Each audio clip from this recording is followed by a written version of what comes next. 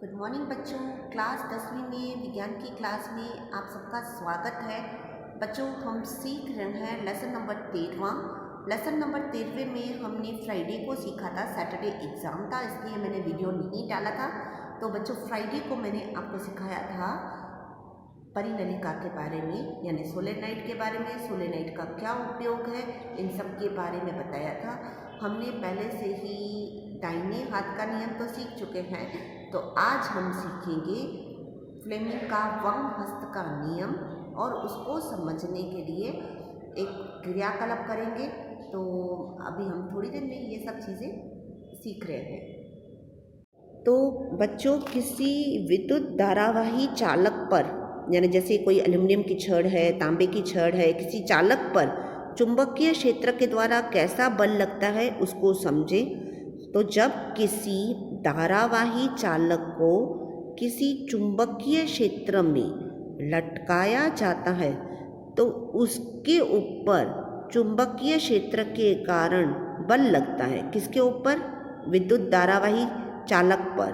और उसका मान उस समय अधिक होता है जब विद्युत धारा की दिशा चुंबकीय क्षेत्र की दिशा में लंबवत हो। लंबवत का मतलब अगर चुंबक ऐसे है और विद्युत धारा ऐसे है, दोनों क्या है देखो, लंबवत हो, तब विद्युत धारा की दिशा और चुंबकीय क्षेत्र लंबवत हो तब बल का मान अधिक लगेगा।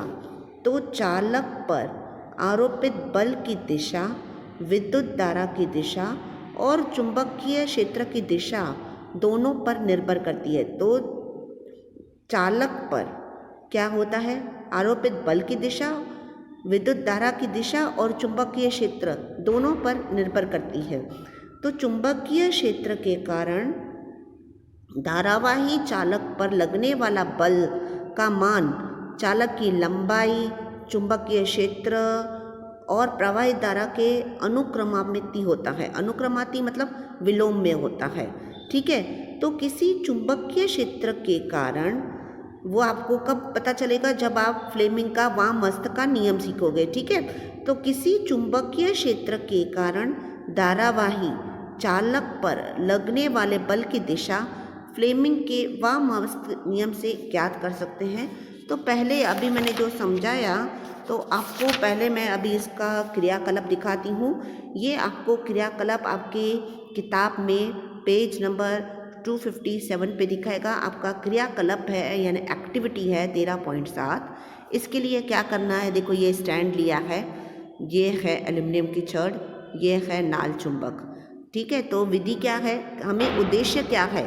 किसी विद्युत धारावाही चालक पर चुंबकीय क्षेत्र के कारण, यानी देखो ये विद्युत धारावाही कौन है, ये AB, चुंबकीय क्षेत्र के कारण लगने वाले बल का निर्देशन करना। मतलब इस चुंबक की वजह से इसके ऊपर बल लगेगा, तो बल का मान कब कम होगा, कब ज़्यादा होगा, किस दिशा में होगा, उसका देखने का। तो हमें क्या क्या लेना है? एल्युमिनियम की एक छोटी छड़, ये 5 सेंटीमीटर, और इसके ऊपर इसको चित्रानुसार इधर अपन ने इधर लटका दिया, ठीक है। तो इसके साथ दूसरा चरण क्या है? एक प्रबल नाल चुंबक इस प्रकार से व्यवस्थित करेंगे कि छड़ नाल चुंबक दो ध्रुवों के बीच में हो। देखो ये ना, ये दिख रहा है, ये ऐसे हो, और ये है छड़, है ना। ये दोनों की दिशा सेम एक ही दिशा में नहीं है, पर परपेंडिकुलर है। तो छड़ नाल चुंबक दो ध्रुवों के बीच में हो तथा चुंबकीय क्षेत्र की दिशा ऊपर मुखी हो। ऊपर मुखी यानी क्लॉकवाइज। इसके लिए नाल चुंबक एन ध्रुव एल्युमिनियम के ऊर्ध्वाधर नीचे एस ध्रुव रखिए, ठीक है। ये एन और एस होते हैं, तो देखो ये देखो ध्यान से देखना, ये एन ध्रुव, ये एस ध्रुव, और इसके बीच ये क्या रखा गया है? ये एल्युमिनियम की छड़, ठीक है। अब एल्युमिनियम की छड़ को एक बैटरी, प्लग कुंजी और धारा नियंत्रक श्रेणी क्रम में करिए। अब देखो ये छड़ को हमने क्या किया, ये इधर से जोड़ा, ये अवरोध जोड़ा है, फिर ये देखो कुंजी, ये बैटरी, है ना। इस तरह से हमने कनेक्शन किया हुआ है। अब चौथा चरण बी। अब एल्युमिनियम की छड़ को एक बैटरी, प्लग कुंजी और इसके साथ जोड़ा अब बी से ए की ओर विद्युत धारा प्रवाहित करिए। हमें कहाँ से विद्युत धारा प्रवाहित करनी है, देखो इधर बी से ए की ओर, बी से ए की ओर यानी राइट हैंड साइड दिख रहा है ये, ठीक है।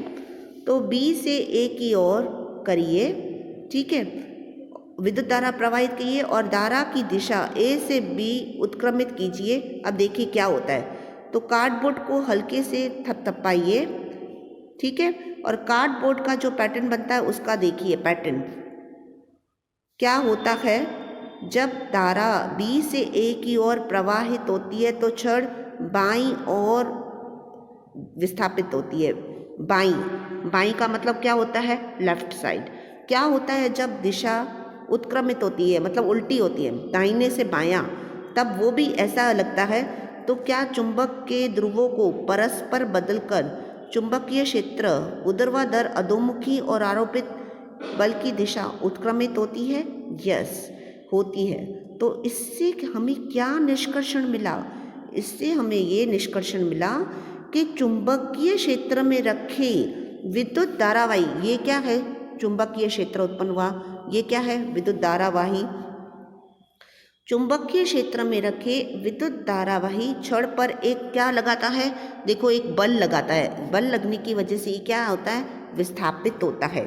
तो चालक पर आरोपित बल की दिशा विद्युत धारा की दिशा और चुंबकीय दिशा पर निर्भर करती है। अब चालक पर जो बल लगा है ना, जिसकी वजह से वो विस्थापित हुआ, वह बल की दिशा किस पे डिपेंड करती है, विद्युत धारा की दिशा और चुंबकीय क्षेत्र की दिशा उस पर निर्भर करती है, ठीक है। तो छड़ पर आरोपित उस समय बल अधिक होता है जब विद्युत धारा की दिशा चुंबकीय क्षेत्र के लंबवत होती है। मैंने आपको बताया था ये लंबवत, जैसे ये स्टैंड है, स्टैंड पे यदि मैंने इसको चालक को रखा है और ये ऐसा है, दोनों लंबवत है, तब ज़्यादा होता है, विस्थापन ज़्यादा होता है, ठीक है। तो छड़ पर आरोपित बल उस समय ज़्यादा होता है जब चुंबकीय क्षेत्र यानी जो है नाल चुंबक और जो छड़ है वो क्या हो, आपस में लंबवत दिशा में हो। तो अभी इसी से हमें क्या पता चलता है, फ्लेमिंग का वाम हस्त का नियम। तो फ्लेमिंग का वाम हस्त का नियम क्या कहता है, जो मैंने आपको बताया यही वाला। तो इस नियम के अनुसार आप अपने बाएं हाथ की तर्जनी, देखो ये क्या कहलाती है, तर्जनी, ये है तर्जनी और ये वाली है मध्यमा, ठीक है। तो आप अपने बाएं हाथ की तर्जनी, मध्यमा और अंगूठे को इस प्रकार फैलाइए कि तीनों एक दूसरे के लंबवत हो, है ना। ये देखो सब एक दूसरे, सभी की दिशा एक नहीं है, पर इन सब की दिशा देखो कैसी, ये देखो ये लंबवत है, ये भी ऐसे लंबवत है, ये तीनों एक दूसरे के लंबवत हो। देखो ये इसके लंबवत और ये इसका लंबवत।